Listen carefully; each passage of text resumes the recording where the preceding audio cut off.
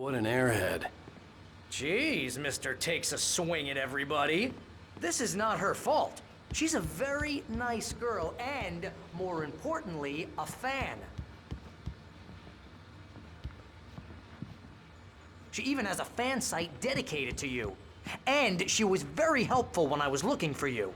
Seriously, Al, what you were saying in the car, just listen to yourself.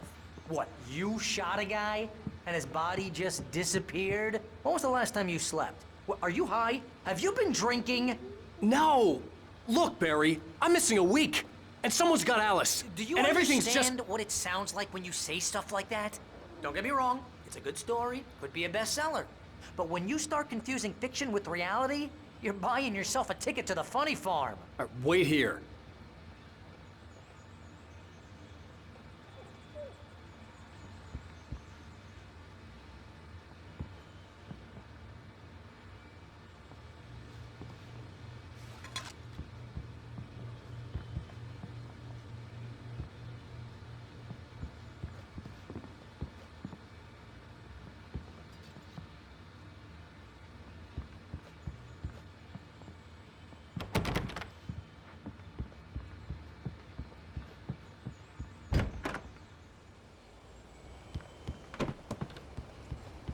Easy there, boy.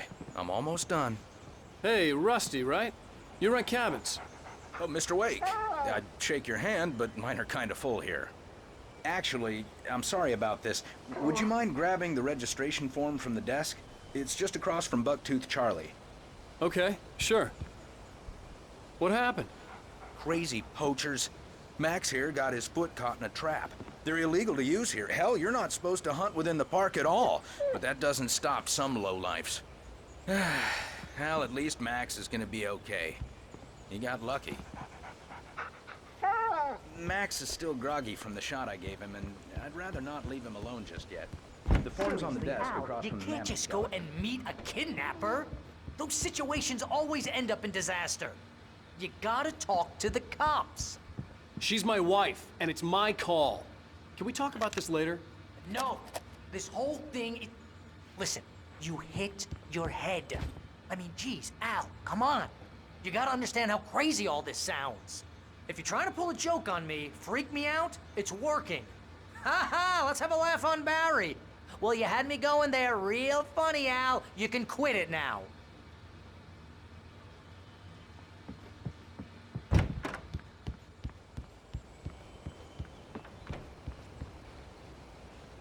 I think this is the form you wanted. And here are the keys. Okay, you're all set, Mr. Wake. Glad to have you staying here. Thanks. Can you tell me how to get to Lover's Peak? Oh, sure. It's at the end of the nature trail. Just follow the paths, you'll get to it eventually. It's an easy walk. Nice spot, too. If you have any trouble finding it, just keep your eyes on the radio mast. It's right below that. Oh, and hey, if you take a walk in the woods, watch your steps so you don't end up like Max. I guess I'm a little worried. We got a bunch of campers out there we haven't heard from. It's not like these people are on a schedule, but with the traps, well, you know. I just don't want any trouble. Right, thanks.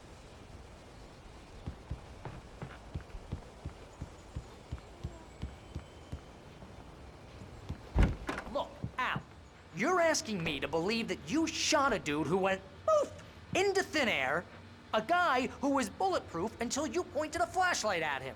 You hear that from people who end up spending time in padded rooms, strapped to their beds, wearing white shirts with too long tangled up sleeves, and eating a healthy diet of pills.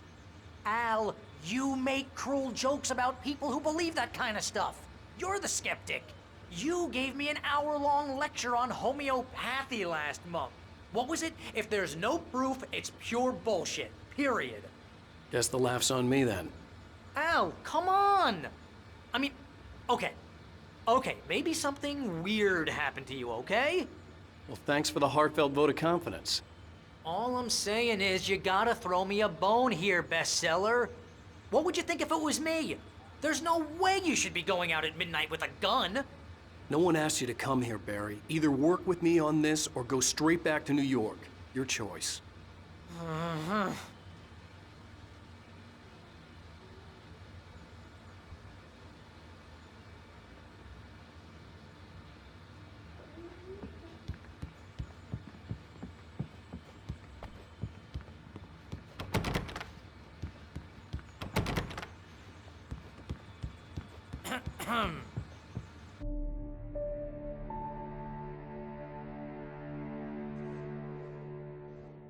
is crazy talk, Al. Al? Al? We should go to the sheriff or call the FBI. Damn it, Barry, they'll kill her! This is not a goddamn debate, Barry. I'm going to Lover's Peak. He said to come alone. Okay then. I understand. But you're my best friend, and I'm worried that you're not right in the head. Tell me what to do to help, and I'll do it. You stay here, and if I'm not back by morning, call the cavalry.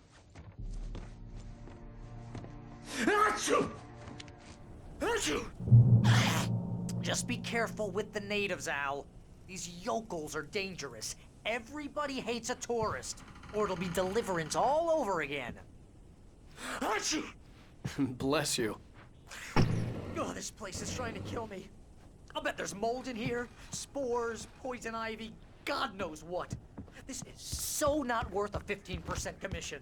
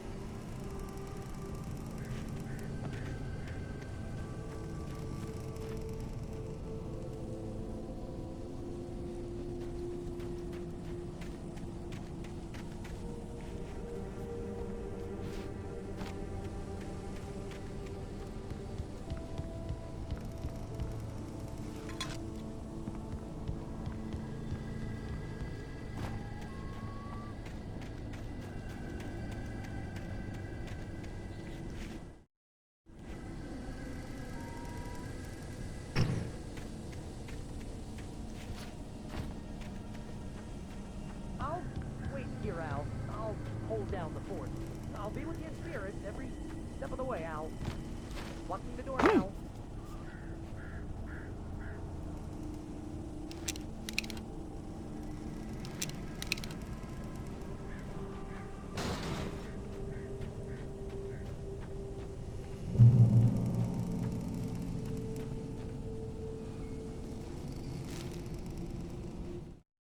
Barry had never gotten along with Alice, but he knew Alan loved her with an almost frightening intensity. And now something had happened to Alice. And here was Al armed with a gun and saying things people got put in padded cells for. It was as if his friend had experienced a massive psychotic episode and was now totally disconnected from reality. It scared the shit out of Barry.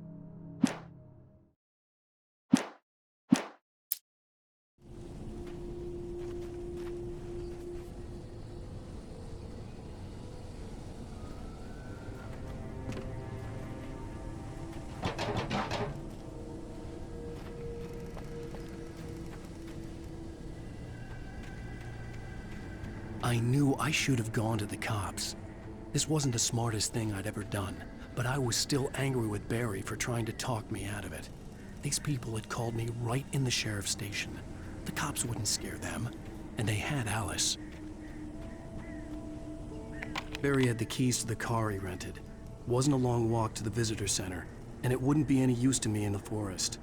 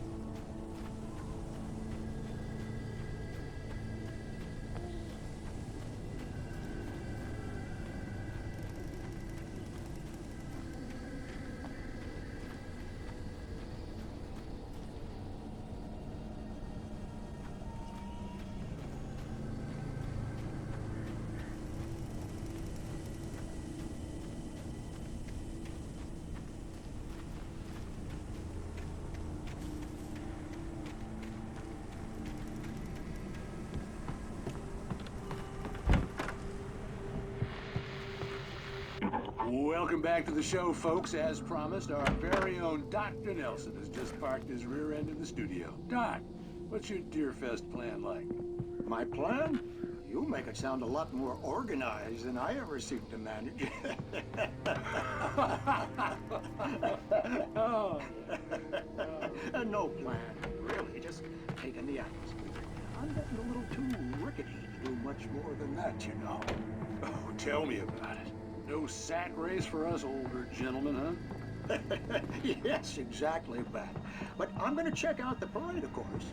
And I'll be one of the pie contest judges, too. Well, that takes a different kind of concentration. Oh, yeah. Now, Doc, you're in pretty good shape. You're the outdoors type. I don't go back to that position. That's right. Perfect. Just go like that.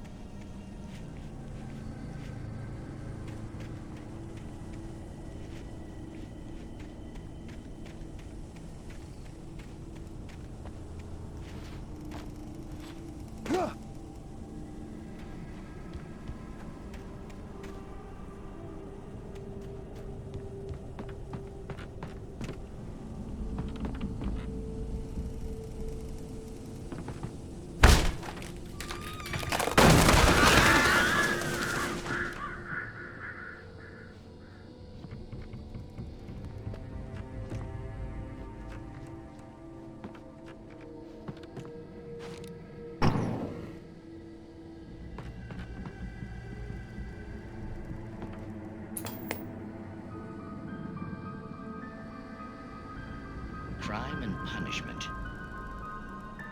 The cancer and cure of civilization. But some crimes are impossible to punish, especially in Night Springs. Tonight's episode, The Man in the Mirror.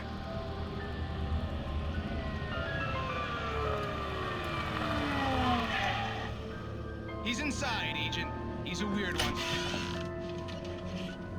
So, you're confessing to killing that guy, huh? Why? Had it coming? Yeah, but why would you do that? I mean, you're a nice guy. Normal. Took a kid to a soccer game. So how come at the game, you pick a guy and, quoting from the arresting officer's report here, assault the victim's head area repeatedly with the weapon of choice being a pair of bare fists? Wow, that sentence really flows, huh? Maybe you're not the literary type. Okay, so you mess him up. But why? Who was that guy? We couldn't ID him. Why would a guy like you do him like that? I didn't like his face? Well, you must have hated it, because you really went to town there. I mean, there's no way to tell what he looked like. No ID on him either. That must be difficult. But then we ran the fingerprints. Got a match. Your prints. Identical. Huh, how about that? Your son said you were wearing a white shirt when you took him to the game. But the white shirt is on the dead guy.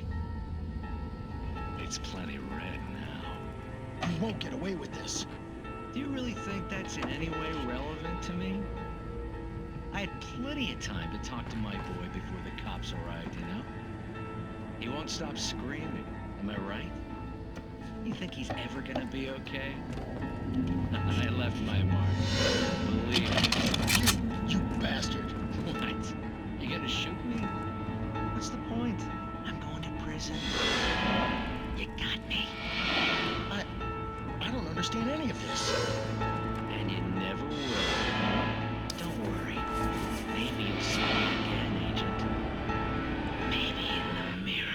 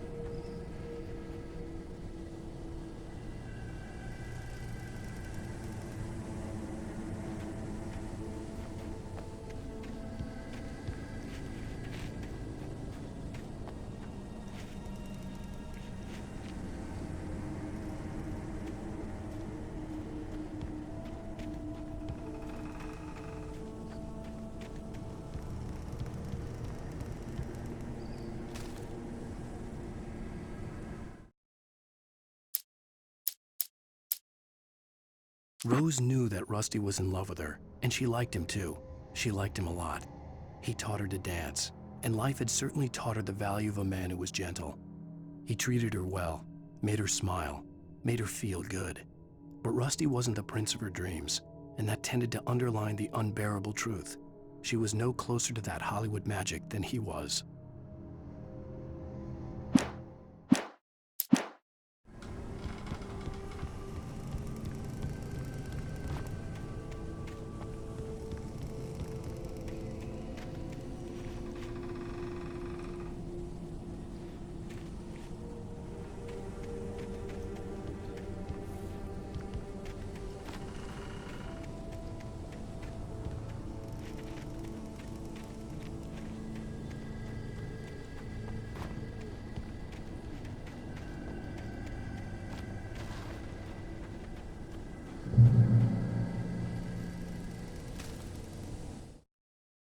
The air in the visitor center was heavy with an awful smell, as if some rotten drowned thing had crawled up from its grave.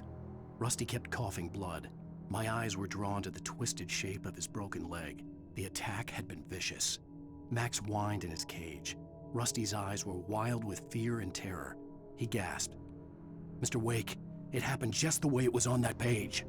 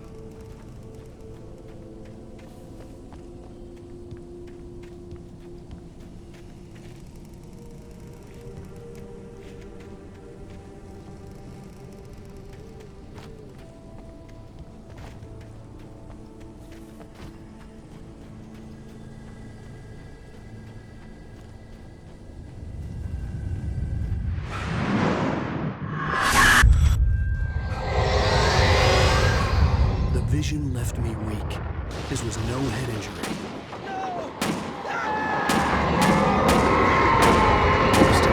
Damn. Rusty, hang on! I'm coming! Please, help me!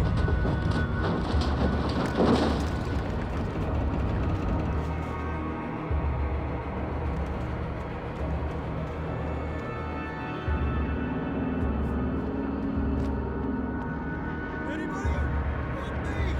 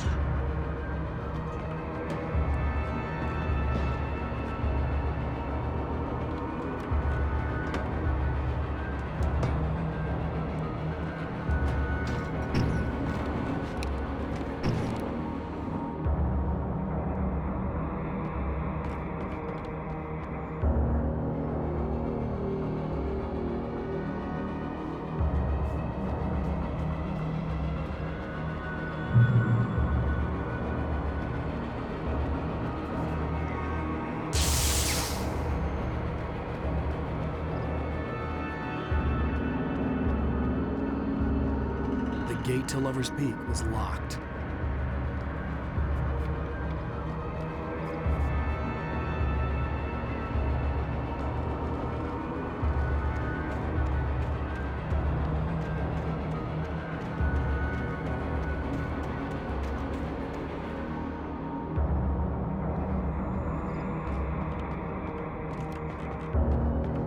The ranger's office was locked.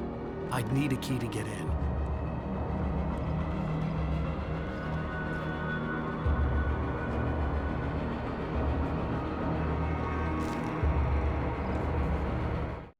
The visitor center was sturdy, but the impact turned the front of the building into splinters.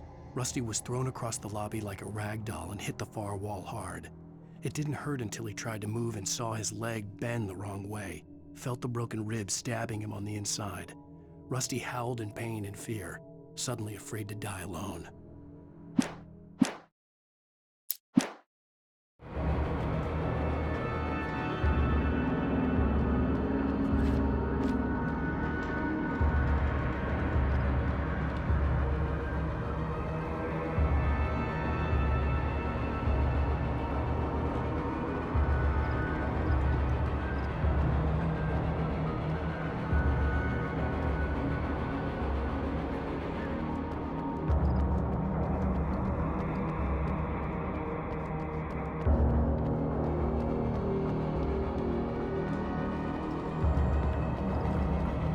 Hello?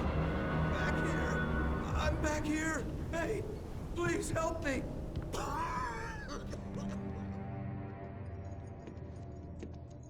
Mr. Wake? Oh, hell. It happened just the way it was on that page. I found. Came true. It knew. So dark. It'll come back for me. You must...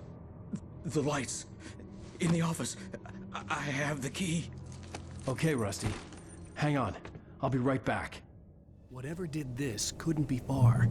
Rusty had found a page from the manuscript. It would help me understand what had happened. Shh. Good boy.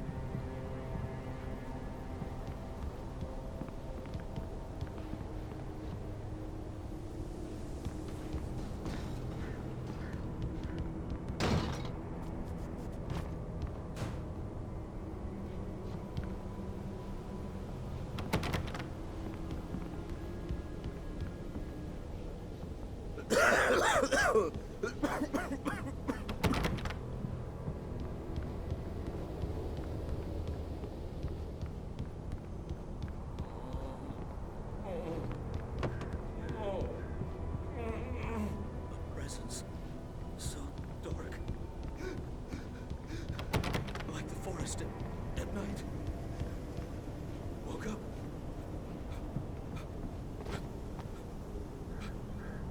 The only way to make sure that Rusty was safe was to get the power running and the lights back on.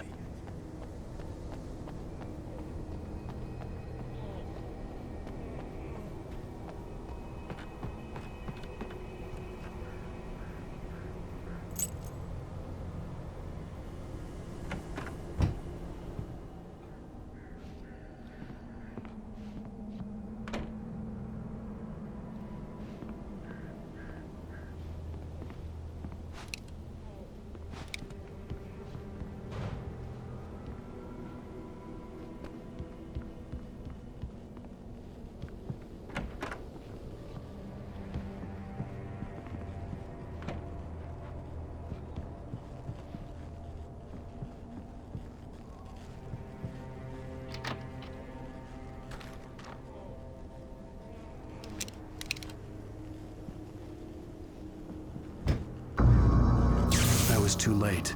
Someone had destroyed the circuit breaker. There was no way to get the lights back on.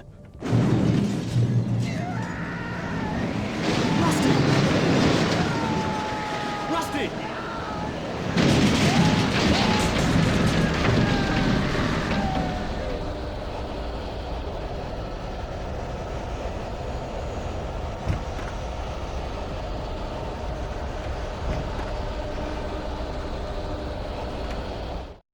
At the last instant, I changed direction and threw myself down. The axe splintered the trunk of a tree. I stumbled into the pool of bright light. My lungs burned. I was too exhausted to move. I tensed as I waited for the killing blow, but it never came. I raised my head. Nothing moved in the darkness beyond. For the moment, bathed in the cold light, I was safe.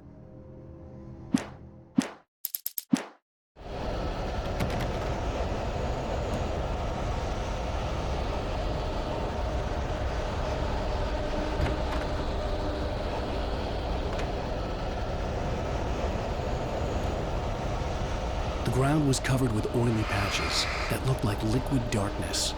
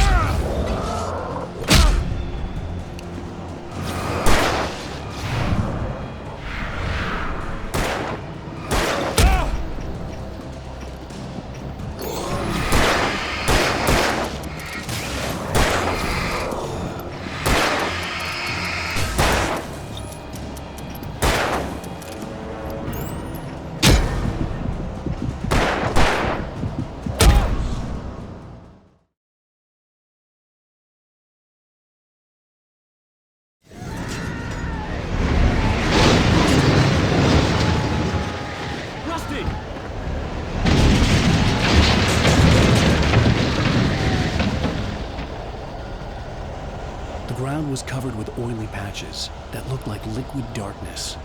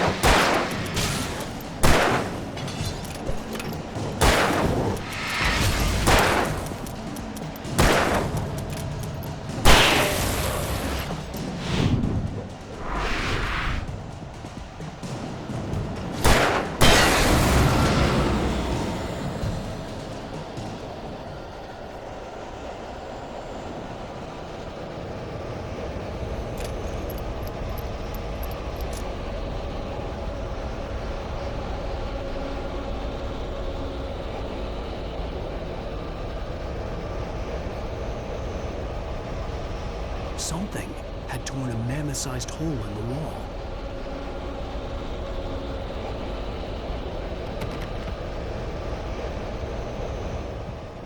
Please! Don't feed the animals.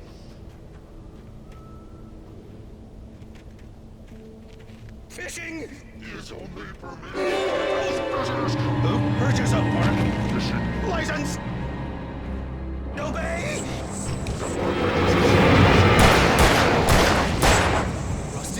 Rusty, no! Never! No road closer than 100 yards. 2 bears and wolves! Never approach any other! Closer than 25 yards. That's at all times. Never leave your pet unattended. It is against the historical artifacts from the park.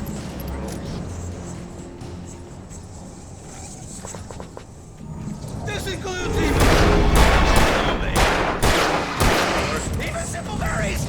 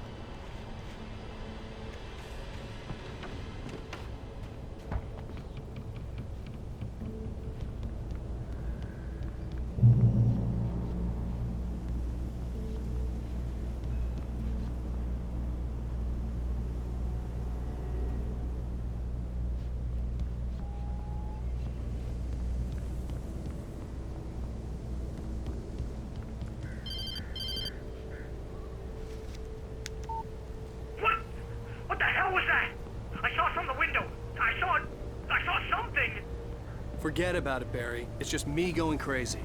Oh, jeez. Oh, jeez. You're not crazy. I wish you were crazy, but you're not crazy. Al, be careful. Stay in the cabin. Don't open the door for anyone. I mean it.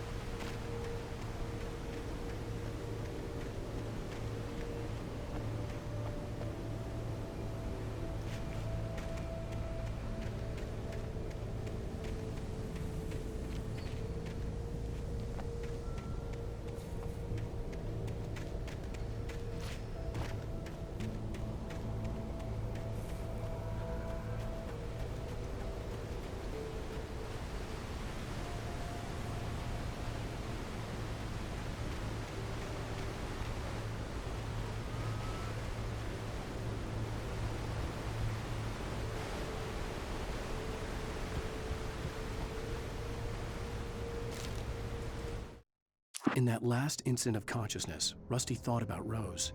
He was older than she was.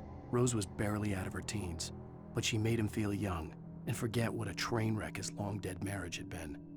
He still wore the ring. He'd been waiting for her to tell him to take it off. Now she never would.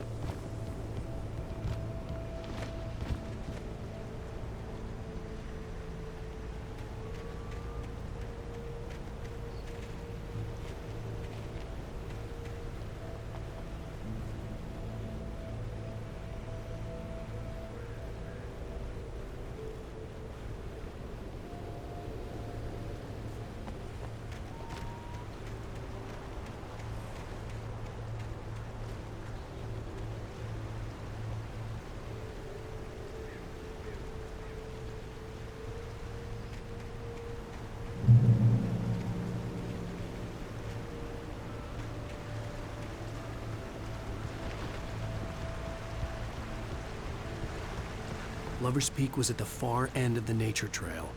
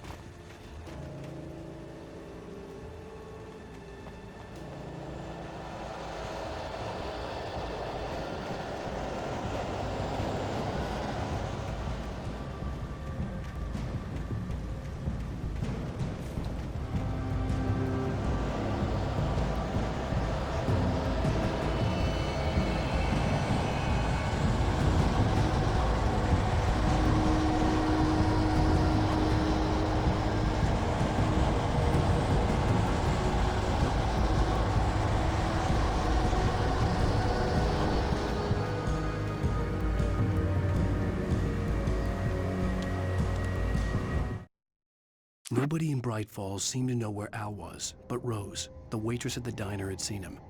From what Barry could tell, Al pretty much fell off the face of the earth when he left the diner. Rose was just the kind of fan that Al hated, but she really tried to help. She was smart too, knew a lot about what was going on in the town, knew a lot about Al, even knew who Barry was. Barry liked her. That was no big surprise. When it came to women, Barry and Al rarely saw eye to eye.